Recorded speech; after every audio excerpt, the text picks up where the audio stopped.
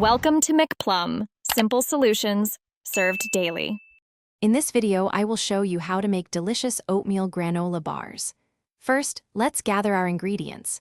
You'll need about 2 cups of rolled oats, a half cup of a sticky binder like honey or maple syrup, and a 1/4 cup of a healthy fat such as coconut oil or nut butter.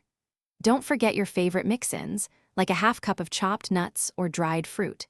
These simple components are the foundation for a perfect, chewy bar.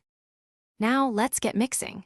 In a large bowl, combine your rolled oats, nuts, and dried fruit. In a separate, smaller bowl, gently warm your honey or maple syrup with the coconut oil or nut butter until it's smooth and pourable. Pour this warm, wet mixture over the dry ingredients and stir well until everything is evenly coated. Then, press the mixture very firmly into an 8 by 8 inch baking pan lined with parchment paper, ensuring it's about 1 inch thick. It's time to bake. Preheat your oven to 300 degrees Fahrenheit. Place your pan in the oven and bake for about 20 to 25 minutes, or until the edges turn a lovely golden brown. Once baked, remove the pan from the oven and resist the urge to cut them immediately.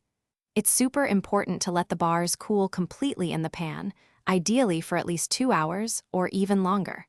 This cooling period helps them firm up perfectly. Finally, the moment you've been waiting for. Once your granola slab is completely cool and firm, carefully lift it out of the pan using the parchment paper. Place it on a cutting board and use a sharp knife to cut it into individual bars. You can typically get between 12 to 16 bars from an 8 by 8 inch pan.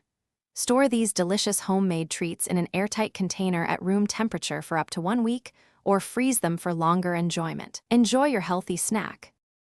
Thanks for watching. Stay juicy and subscribe.